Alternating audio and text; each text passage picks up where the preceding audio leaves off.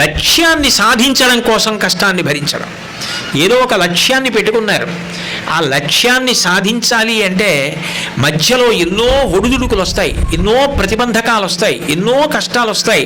ఆ కష్టాలు వచ్చినప్పుడల్లా అయ్య బాబోయ్ ఇన్ని కష్టాలు వచ్చాయి, ఇంకా నేను ఎప్పటికీ సాధిస్తానని చెప్పి విచలితుడైపోయినవాడు, భయపడిపోయినవాడు, బెంగపెట్టిపోయినవాడు లక్ష్యాన్ని చేరలేడు. ఎన్ని కష్టాలు వచ్చినా ఓర్చి ముందుకు వెళ్ళిన వాడెవరో వాడే చిట్ట చివరికి ఫలితాన్ని సాధిస్తాడు. వాడు మార్గదర్శకుడు. ఆయన కథ చెప్పుకుంటారు, ఆయనని ఆదర్శంగా తీసుకుంటారు జీవితంలో. మహాభారతంలో విరాట పర్వంలో పాండవులు 5 అజ్ఞాతవాసానికి వెడుతుంటారు. వెడుతున్నప్పుడు ధౌమ్యుడు వాళ్ళ యొక్క పురోహితుడు పాండవుల దగ్గరికి వచ్చి ఒక మాట అంటాడు, మీరు చాలా చాలా గొప్పవారే, కానీ మీరు పూర్వం రాజులుగా ఉన్నారు, మీకు ఎవరిని సేవించడం తెలియదు. మీకు ఇప్పుడు ఉన్న కష్టంతో పాటు ఇతరుల దగ్గర పనిచేసి వాళ్ళని సేవించడం కూడా రావాలి, లేకపోతే అజ్ఞాతవాసం పూర్తవదు.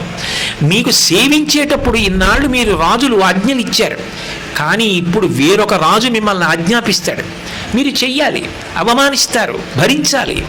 మీరు ఆ ఓర్పు పట్టకపోతే అజ్ఞాతవాసం పూర్తవదు. అజ్ఞాతవాస భంగం అయిపోతే మళ్ళీ అరణ్యవాసం, అజ్ఞాతవాసం చేయాలి. లోకంలో అందరి జీవితాలు పూలపాన్పులని అనుకోకండి. మహాత్ములైన వారు, గొప్ప గొప్ప విషయాలు సాధించిన వారు ఎవరున్నారో వాళ్ళందరూ కష్టాలు పడి ఓర్పు పట్టి వృద్ధిలోకి వచ్చిన వారే అని అద్భుతమైన ఉదాహరణలు చూపిస్తాడు ధౌమ్యుడు. నిషదాద్రియం దనిమిషపతి ప్రచ్ఛన్న సంచరణమున వర్తించుటయును, అతిథి గర్భంబున అవతారమై హరి వామనాకారమున అడగుటయును, జనని ఊరు ప్రదేశమునందు ఔర్వుండు అతి నిగూఢంబుగా దగుటయును, ధేను శరీర విలీనుడై అజ్ఞాతచర్య మార్తాండు సల్పుటయును, వినమే ఇట్లు వీరలు పదపడి తమకు అగ్గమైన తరి జయింపరిట్లు ప్రబలలిపుల, నీవును ఆపద కూర్చికొనుచు భంగపాటు తీర్చుకొనుము అంటాడు. దేవేంద్రుడంతటి వాడు ఒకప్పుడు వృత్రాసుర సంహారం చేసిన తర్వాత బ్రహ్మహత్యాపాతకం చుట్టుకుంటే ఎక్కడో నిషద పర్వతం మీదకెళ్ళి తలదాచుకున్నాడు. అయినా ఓర్పు పట్టాడు, మళ్ళీ ఇంద్ర పదవి పొందాడు. సాక్షాత్ శ్రీ మహావిష్ణువు అంతటా వ్యాపించినటువంటి వాడు, అందరికీ ఏదైనా ఇవ్వగలిగినటువంటి వాడు, తన చూపుల చేత బ్రహ్మాండములను సృజించగలిగినటువంటి వాడు. అటువంటి వాడు ఒకప్పుడు పొట్టివాడిగా, బ్రహ్మచారిగా, వామనమూర్తిగా అదితి గర్భంలో పుట్టాడు. నాకున్ వేడుక పుట్టు నీసుతుడనై నర్తించి వర్తింపగాన్. ఆయన లక్ష్మీపతి, ఆయనకి ఇవ్వడమే కానీ చేయిచాపి పుచ్చుకోవలసిన అవసరం ఆయనకి లేదు. ఆదిన్ శ్రీసతి కొప్పుపై, తనువుపై, అంశోత్తరీయంబుపై, పాదాబ్జంబులపై, కపోలతటిపై, పాలిండ్లపై నూత్న మర్యాదంచెందు కరంబు క్రిందగుట, ఆపైనా కరంబుంటమేల్ కాదే రాజ్యము గిజ్యమున్ చరతమై కాయంబు నాపాయమే అని బలిచక్రవర్తి దగ్గరికి వెళ్ళి బ్రహ్మచారిగా భిక్ష అడిగి 3 అడుగుల నేల పుచ్చుకొని 3 అడుగులు కొలిచాడు. కొలిచి బ్రహ్మాండం అంతా పెరిగిపోయాడు.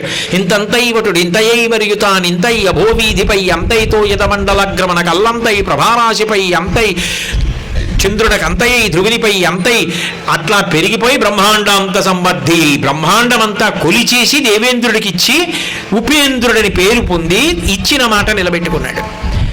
ఏమయ్యా, ఒక రోజున అంతటా నిండిపోయినటువంటి హరి వామనాకారంలో పొట్టి పిల్లవాడిగా అదితి కడుపులో పడుకుని పుట్టి చెయ్యి చాపి పుచ్చుకొని అన్నగారికి ఇచ్చిన మాట, అమ్మకి ఇచ్చిన మాట, అదితికి ఇచ్చిన మాట నిలబెట్టుకున్నాడు. అటువంటి శ్రీ మహావిష్ణువే అంత ఓర్పు పడితే తప్ప బలిచక్రవర్తిని అణచడం సాధ్యం కాలేదు. ప్రతి చిన్న కష్టానికి ఇంకా నేను ఈ కష్టం అధిగమించలేదండి, నా వల్ల కాదండి, నేనేం చేస్తానండి అన్నవాడు జీవితంలో ఏది సాధిస్తాడు? లక్ష్యమును చేరుకోవాలనుకున్న వాడికి మధ్యలో వచ్చే కష్టాలను ఓర్చుకోవడము చేతనైతేనే, ఎదురొడ్డి నిలబడగలిగితేనే. పైకి చెట్టు ఎంత నవనవలాడుతున్నా తొర్రలో అగ్నిహోత్రం ఉన్నప్పుడు భరిస్తూ ఆకుపచ్చగా కనపడినట్టు నిజానికి తనకెంత ఇబ్బందిగా ఉన్నా పైకి తెలియకుండా తట్టుకుని నిలబడగలిగిన వాడే ప్రజ్ఞావంతుడు, కీర్తివంతుడు అవుతాడు.